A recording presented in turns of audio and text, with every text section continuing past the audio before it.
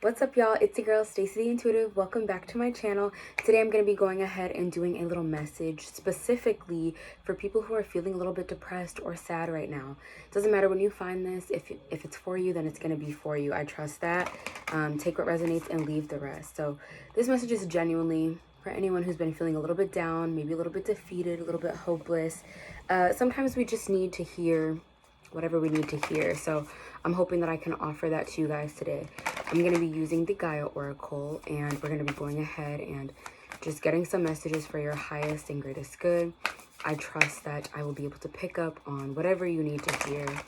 So connecting to God and my wonderful, benevolent, divine team, please help me to relay the perfect message for the people who need to hear it right now. And here we go. Okay.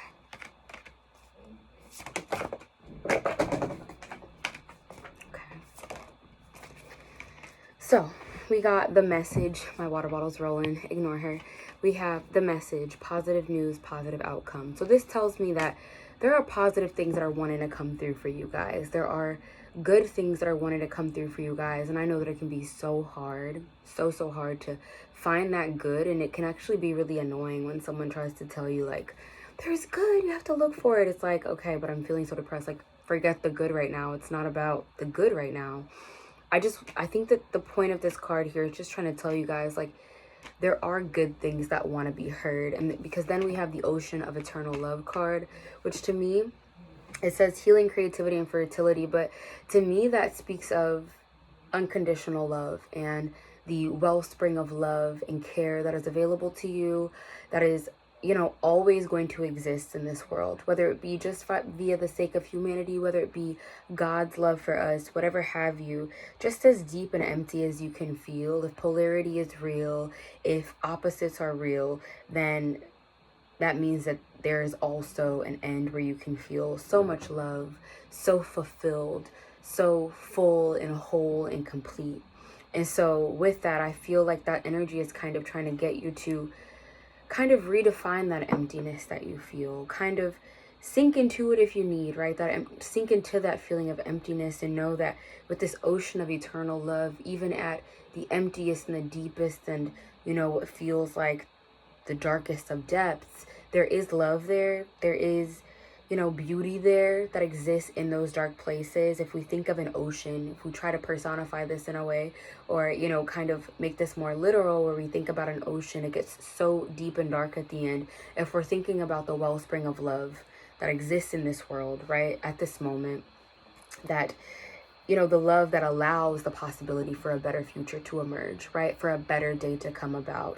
Because that's exactly what it is, right? When we're going through hard days and we seemingly at some point come back to this point of feeling okay, like we can breathe a little bit, we are honestly pulling from that wellspring of love, of joy, of, you know, lightness and fulfillment. And that does exist. So it's just a reminder that that does exist, because the next card that we have is a Temptress card. And I feel like the thing about depression and sadness oftentimes is that it can get you to think that there's nothing else. This video is not intended, or this message here is not intended to tell you to be like, you need to get out of your sadness because there's so much good. Or it's not to tell you to deny what you feel because it's so real, but rather to not allow it to let you forget what is true in this world, to not get you to the point of not being able to understand, right? To having understanding about the world around you. Not letting this temptress energy, this card says seduction, deceit, and a broken promise. It just talks about that deceptive energy, because the way I see it here, it's literally like looking on to this ocean of eternal love, right? It's trying to get you to think that there's nothing else. It's the energy itself that's just in your life right now, right? The energy of depression, of sadness, of hopelessness, or whatever. Let that energy be independent of anything else, because I think a lot of the time that energy of depression and sadness, it really harps on or relies on our lack of belief or our lack of hope for love or happiness or fulfillment to exist, when that's just not true. Because if we genuinely can just get very logical and not take emotions into it, because I think sometimes the hardest thing for me when I'm feeling in those depressed states and everything is to try to attune to an emotion that's just not there for me, right? Like trying to tell myself that I need to find happiness, or I need to find a way to feel okay again when the emotion just doesn't exist at the time for me. It's not a thing. So the message here would be getting very present for the fact that in the space that you're in, that emotion doesn't exist. But the truth of the matter is that the emotion does exist, and it's not going to stop existing just because you're feeling sad, or that you're going through a phase of depression, or that you're going through a phase of hopelessness. The truth is that does exist. So if that's all that you have to look at and allow yourself to feel the contrast in that moment from where you are to that, then you better cling on to that, right? If you can't feel it, then at least don't deny the existence of that ocean of eternal love, that healing that can happen, that creativity that can take place, and that fertility, right? That energy of, there's always an opportunity for something new to sprout, even if it hasn't sprouted, right? And then we have the Moonlight Goddess, repressed emotions, healing, and reflection. So honestly, what I feel like with this Temptress and this Moonlight Goddess energy, it's really just talking about like whatever's coming up for you guys, don't repress it, don't try to deny it, don't try to push it away. But sometimes we, in the act of like, letting our sadness like kind of like be a cloud to everything else as opposed to its own separate thing, can really just take away from our ability to listen to what it's telling us. I recently was feeling a little bit depressed, which just got me to make this video. And the thing about it, the thing that I had to kind of tell myself in that space, because a lot of the time I go to these narratives of just like hopelessness, or like, like nothing, like, what it's like to feel depressed. Y'all know, I don't got to tell y'all my personal stuff, but you kind of go to these deep, dark spaces and things where everything feels hopeless or whatever have you. And in this space, this time that I was having this, I'm like, okay, you're upset. You're not going to feel good right now. Can we just listen to what this sadness is trying to tell us? Can we stop with the thoughts for just a second and just get present to what it's telling you, what it feels like, what this feeling of hopelessness and darkness is? And without a need to kind of like change the emotion at the time, or to kind of like experience this conflict with this like part of me that was kind of internally trying to tell myself that I needed to feel a certain way that I absolutely did not need to feel. Instead of being in that conflict with myself and letting myself get present with whatever repressed emotions, because oftentimes these depressed moments do turn to repression as we try to chase the next emotion. And in this space, I found that no, it didn't get better immediately, but the feeling lifted.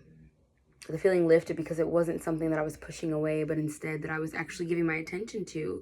And so when you give attention to the energy, it's able to be released a lot more easily, because it doesn't hold all of that tension or that resistance or that weight to it anymore, because it's getting the necessary attention that it needs, right?